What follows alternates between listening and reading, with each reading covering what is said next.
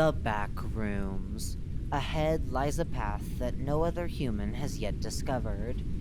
Level 195, Titanium Timbers. Warning: this document is authorized for select MEG personnel only.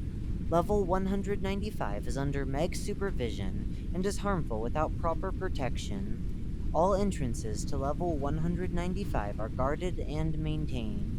Do not enter without permission. Please input your credentials to view this file. Input key 195-doc credentials. Credentials accepted. Survival difficulty. Class Omega. Hidden documentation. Classified properties. Protected entities. Level 195 is a forest-like ecosystem similar to ones on Earth, with the exception that all objects in Level 195 are made of transition and post-transition metals.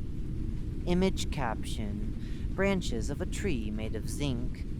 Description: Level 195 is of unknown size, with temperatures fluctuating between 23 degrees Celsius to 17 degrees Celsius, 75 degrees Fahrenheit to 62 degrees Fahrenheit.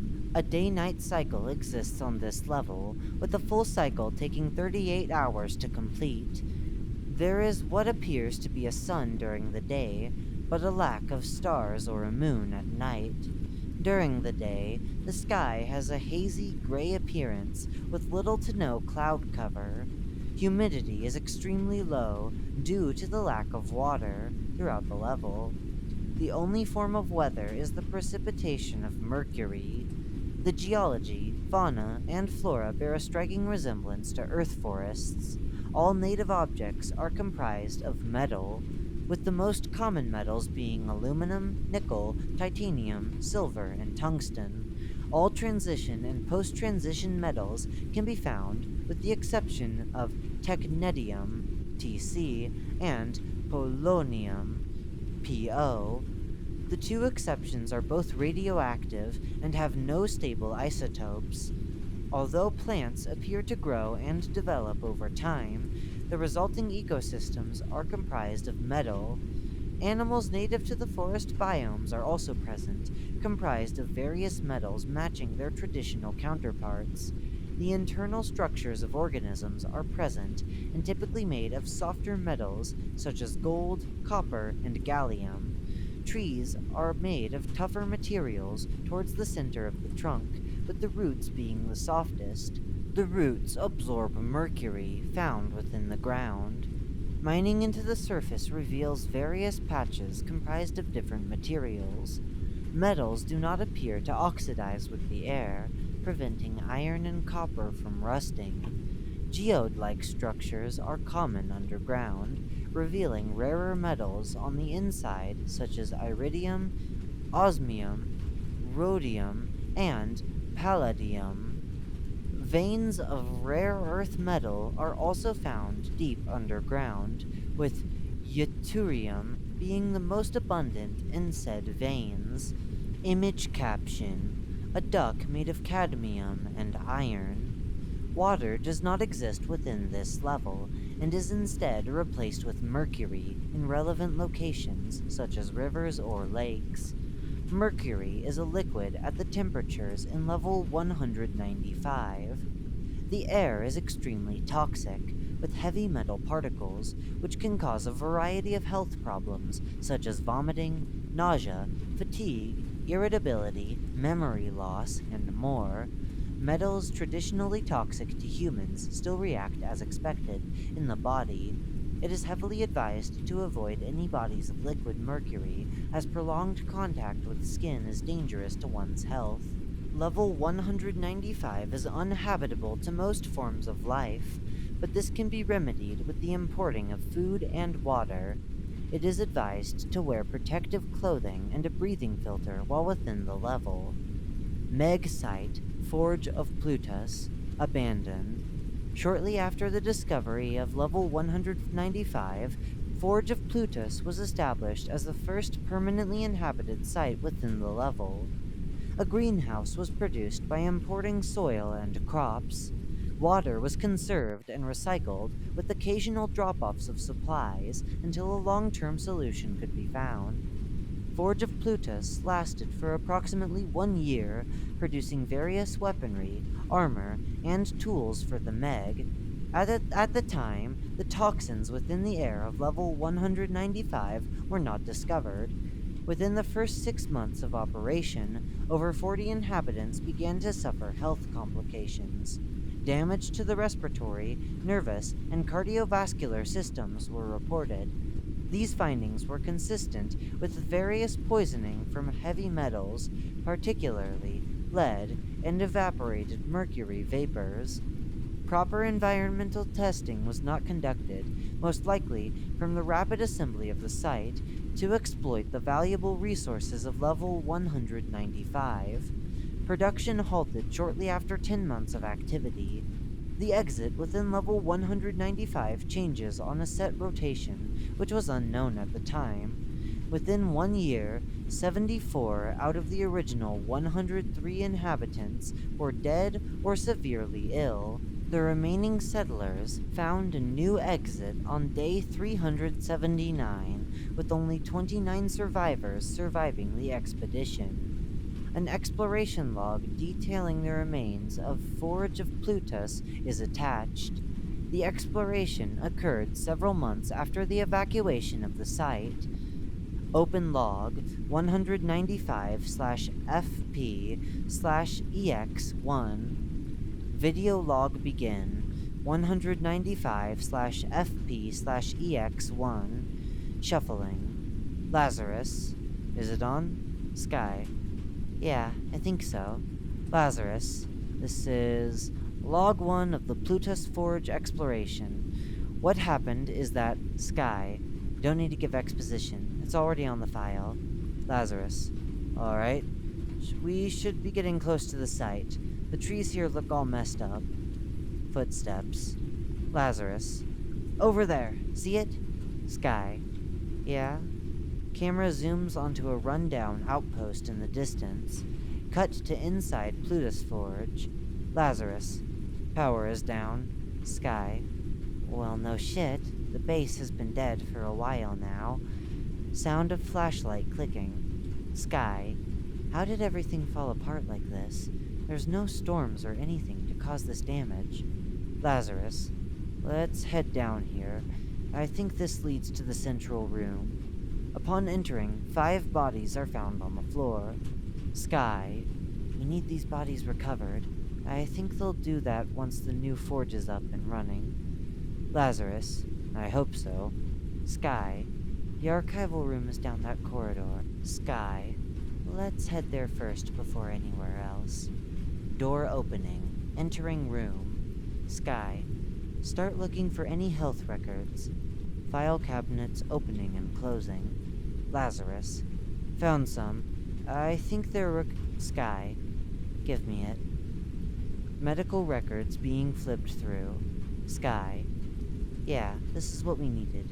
We need to keep exploring for anything else. Lazarus. Didn't the survivors take most of the important stuff with them? Sky.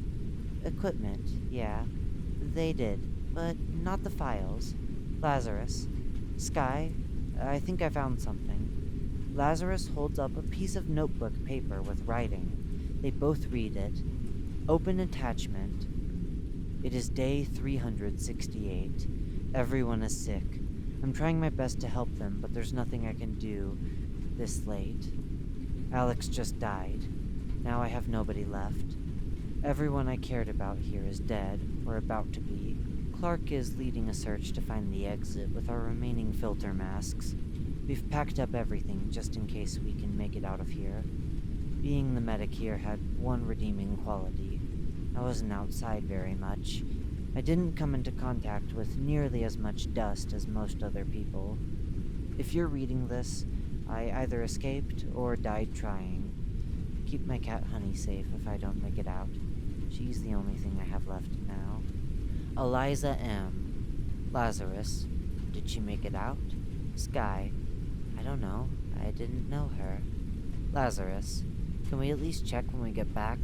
Sky. Yeah. Sky folds up the paper and places it in her jacket pocket. Cut to unknown interior room. Sky. Why is the wall here torn apart? Camera zooms in along the wall. Cracks and torn away portions are visible. Lazarus. I noticed some of the outside looked like that when we walked in. Sky. You think some wildlife did this? Lazarus. I doubt it. There's no hostile entities here. Lazarus pokes a crack in the wall with a rod. 2 insect-like organisms crawl out. Lazarus. What the? Sky. Get back! We've never seen this before. Lazarus. They don't seem hostile. We could try to get a specimen. Sky. Fine. We'll take it back to base and see what they think. Lazarus rummages through his bag, taking out a clear container. He captures the insect and puts a metal stopper over the container. Lazarus. There. It looks like it's made out of a few different metals. Sky walks up and zooms in on the bug. Sky. What is it doing to the lid?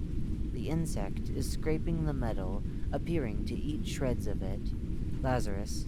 I think it eats metal. Reminds me of termites from back home. Sky.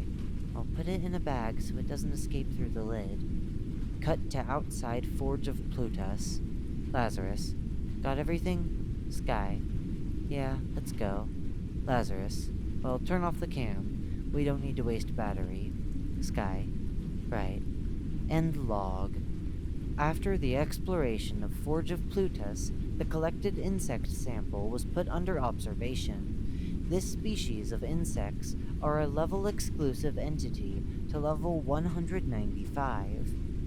Open Entity E-195-1 Profile. Entity E-195-1 Metal Mites. Image caption. Metal mite made of titanium and copper. Concord Entity Classification System. Habitats 195. Indexed Entity Threat Score. Danger 2. Intelligence E. Class Zoofoid. Properties Destructive. Description: Metal mites are a species native to level 195. These entities closely resemble termites from normal reality. Their exoskeletons range in material, with most being comprised of aluminum, titanium, platinum, and vanadium. The legs, mandibles, eyes, and antennae are always made of copper. Internal anatomy is consistent with other organisms within level 195, with traditional organ structures replaced with metallic counterparts. Their behaviors parallel termites as well. Instead of consuming and burrowing through wood, they instead harvest metal. Though preferring to live in the trees of level 195, they are known to burrow into man-made metallic structures. Just like other insects, they produce offspring through eggs. One notable difference, however, is the offspring are made of whatever metal the mother ate before laying the eggs. This is especially useful to keep track of metal mite populations after an infestation. Metal mites typically live up to 2 years. They are very heat sensitive, avoiding areas with temperatures exceeding 32 degrees Celsius, 90 degrees Fahrenheit. This can be used to prevent metal mite infestations, as traditional insect repellent is not effective. These insects are easily containable in non-metal housing if provided with occasional shrapnel as food. A possible application for metal mites is for structural attacks. Metal mites could be released into enemy infrastructure to feed on metal supports. They could also be used to dispose of weaponry. Do's and don'ts. Do. Keep metal mites in non-metal containers. Feed specimens metal on occasion. Use heat to deter metal mite infestation. Don't. Release into other levels, especially ones with metallic structures. Attempt to squish metal mites. Their exoskeletons are extremely tough. Meg Site Forge Novus. Active. After the failure of Forge Plutus, Forge Novus was constructed with proper safety systems in place. Air filters were installed along with airlock door systems to reduce exposure to toxic dust. Exit locations and timing were fully calculated to allow easy entry and exit of people and supplies. Forge Novus is approximately 35 kilometers from Forge of Plutus. Essential components and materials were recycled from the previous base to construct the current one. Forge Novus currently has 164 inhabitants. Health issues due to heavy metal have been minimal. Water shipments occur on a bi-weekly schedule. Forge Novus has also been installed with a laboratory to further investigate the ecosystems of level 195. Plans to expand the mining and research of level 105 is currently undergoing review. Entrances and exits. The entrances to level 195 are consistent and unchanging. Entering a barn painted blue in level 91, Noir. Boarding a boat named Gunmetal Sky, docked in level 230, the Port of Misgivings. This is where water import and metal exports take place. Touching a piece of copper wire found in level 75, Gallium Caves. Exits. Exits follow a rotational pattern with intervals of 320 days. Opening a metal door embedded in a tree leads to level 230, the Port of Misgivings. Current exit. Touching a bird nest made of gold leads to level 46, Arabian Desert. Entering a cave lined with gallium leads to level 75, Gallium Caves.